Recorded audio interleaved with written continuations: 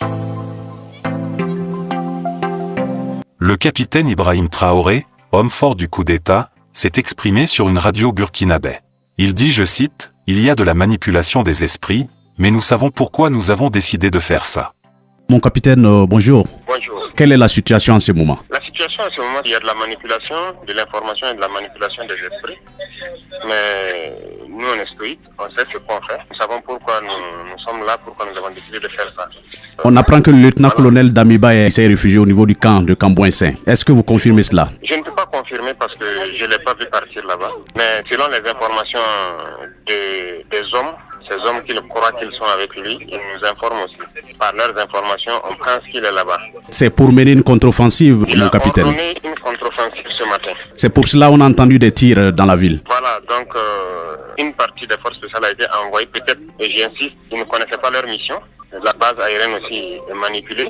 Les hommes avaient commencé à monter un truc. On a réussi à calmer la situation pour que ça ne dégénère pas.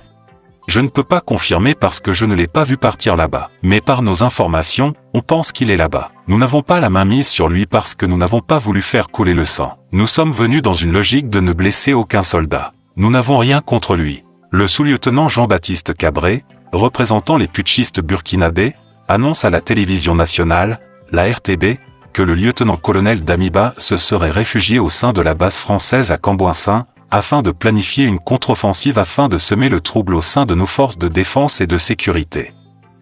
Cela fait suite à notre ferme volonté d'aller vers d'autres partenaires, prêts à nous aider dans notre lutte contre le terrorisme, poursuit le militaire dans son discours. Communiqué 04 du MPSR.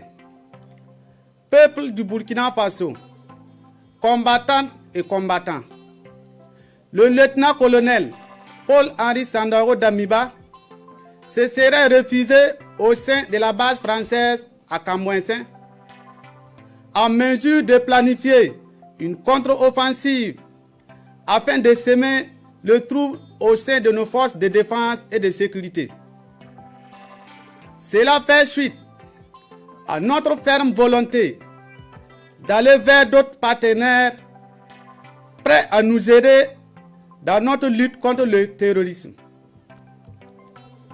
Nous invitons les vaillantes populations dignes et intègres à ne pas tomber dans le piège et de faire confiance en notre combat qui n'est d'autre que la restauration de l'intégrité territoriale. La patrie ou la mort, nous vaincrons. Fait à Ouagadougou le 1er octobre 2022, signé Capitaine Traoré Ibrahim, président du MPSR. Mon message à l'endroit des Burkinabés, c'est l'expression de cette vérité-là qui m'amène à parler. Il s'agit pour nous de ramener la quiétude dans la population. Et cette guerre, de toute façon, ça ne se mène pas comme nous l'entendons. La valeur de l'homme, du combattant, n'est pas leur premier souci. Plusieurs fois, les hommes meurent comme des mouches, mais on ne change jamais de méthode. Les problèmes logistiques mineurs persistent avec les hommes, et à cause de certaines pannes, vous pouvez être attaqué sur des positions. N'oubliez pas dernièrement le convoi de Goumou, où il y a des civils qui ont perdu la vie, qui sont restés sur position parce que ce convoi sur la route de Djibou, nous avons plusieurs fois dit, le premier convoi où on a eu 15 morts, c'était des jeunes 2021. Nous avons combattu cette manière de faire parce qu'il faut changer. Et non content de ça, l'escorte logistique, la dernière fois encore, c'est des jeunes 2021 qui ne savent même pas bien tirer une Kalachnikov, qui se retrouvent dans une escorte logistique. Nous avons écrit plusieurs documents pour que l'armée même participe au développement de cette nation. En fait, il faut révolutionner notre production, révolutionner notre agriculture. On conquiert les terres, on les installe et on les aide à produire pour qu'on ne soit pas dépendant de l'extérieur. Nous avons des terres, nous pouvons produire. Donc c'est tout notre combat comme ça. Parce que lorsque nous rentrons dans la brousse et que nous voyons des gens, comme dans les images, comme ce qu'on voyait en Somalie, la peau sur les os, ça fait pleurer. Manger toutes les feuilles des arbres, les herbes et ainsi de suite, on n'arrive pas à supporter ça. On demande à ce qu'on change de contexte, ça ne change jamais. Donc là, ça nous pose problème. Vous n'avez pas pour le moment la même mise sur Damiba? Nous n'avons pas la même mise sur lui parce que nous n'avons pas voulu faire couler le sang hier matin. Nous sommes venus dans une logique en priant Dieu ne même pas blesser un soldat. Et voilà, même lui-même, On n'a rien contre sa personne.